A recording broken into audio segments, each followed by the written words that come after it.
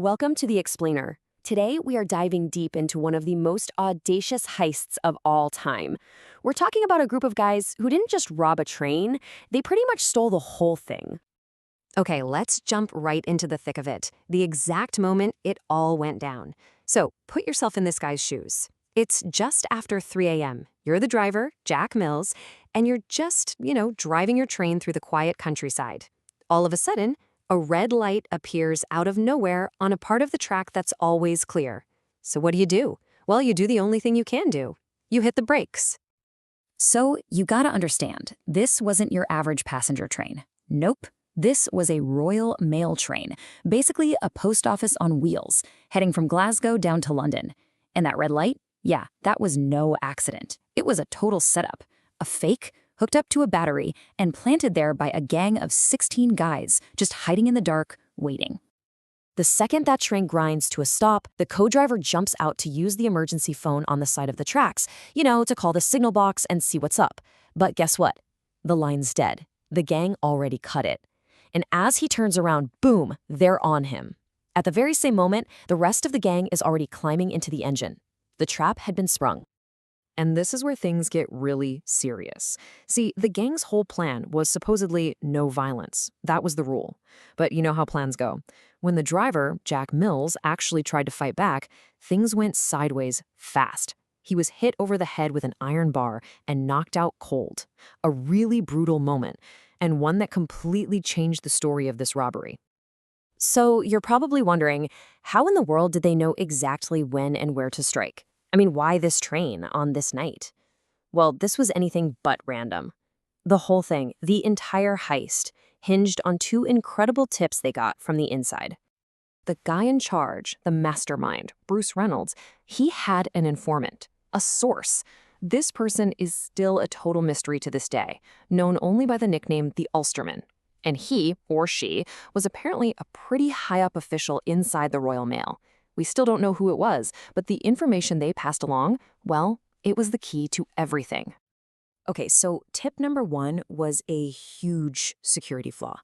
Usually all the cash is moved in what's called an HBV, or high-value packages coach. Think of it like a vault on wheels, alarms, the works. But their insider told them that on this specific night, that secure coach was being repaired. And its replacement, a regular old reserve coach, model M3244M, with, wait for it, 0 alarms. None. Now, knowing the coach was an easy target, that's one thing.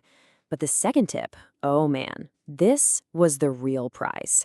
See, on a typical night, that coach would have maybe 300,000 pounds on it, which, don't get me wrong, is a lot of money. But split 16 ways, it's not exactly retire forever money. And this is why that night was so important. It was just after a bank holiday weekend up in Scotland, so all the banks were shipping their extra cash back down to London. The amount on board wasn't 300 grand. It was almost 3 million pounds. That's 10 times the usual haul. This wasn't just a big score. This was the score of a lifetime. All right, so the train crew is taken care of. The train is stopped dead on the tracks, middle of nowhere. Now the gang's super detailed plan goes into action, and they are on the clock. Big time. Their plan was actually pretty slick, like a 4-step dance. Step 1, uncouple the engine and the cash coach from the rest of the train. Step 2, drive just those 2 cars about a kilometer down the line to a bridge they'd already scouted out. Step 3, make a human chain to pass the loot down. And Step 4, load all 128 bags of cash into a truck waiting right under the bridge. They figured they had maybe 15 minutes to get the whole thing done. But they hit a wall, a big one. They'd brought their own driver, a retired guy, but he took one look at the train's modern controls and was totally lost. He couldn't get it to move an inch.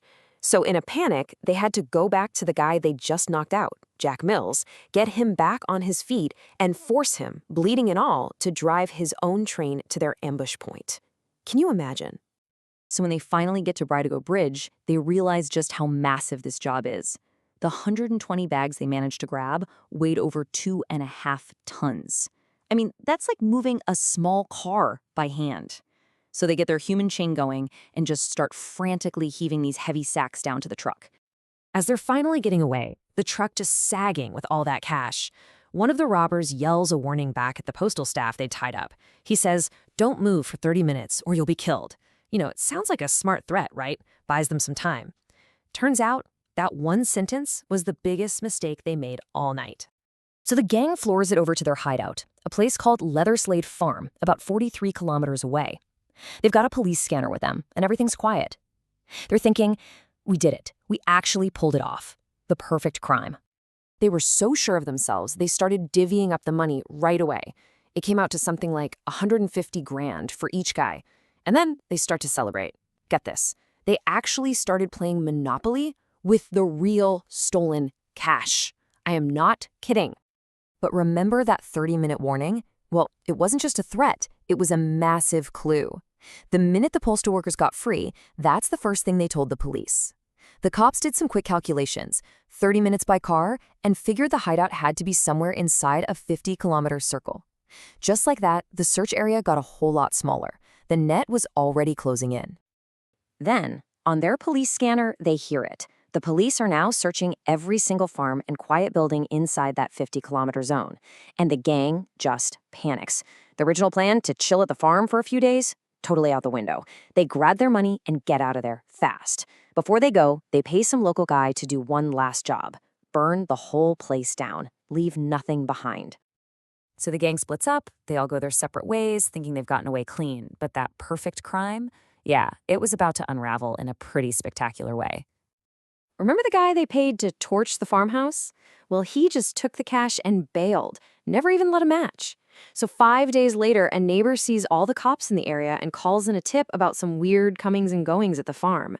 When the police show up, they find everything. The mailbags, the truck they'd tried to repaint, and yep, that Monopoly set. And that Monopoly game was the smoking gun. I mean, it's incredible. The game was careful. They wiped down a lot of the farmhouse, but they totally forgot about the game board and all the little pieces. The fingerprints they left all over it were a direct match to guys in the police files. All of a sudden, these ghost-like robbers, they had names. And this is really the bottom line, isn't it? In the end, the law did catch up to most of them. 14 of the 16 were caught, and they got hit with 30-year prison sentences. But the real victim here was the driver, Jack Mills. That injury he got, he never really recovered. He couldn't work again, and he passed away only 7 years later. A true tragedy. And that leaves us with the biggest mystery of all. The police got the robbers, they got the mastermind, but what about the person who started it all? The insider, the Ulsterman, the one person who gave them the information that made the whole thing possible. They were never found, just vanished, taking their secret, and you gotta assume a nice big pile of cash with them. Who was it? It's a question that even today, nobody can answer.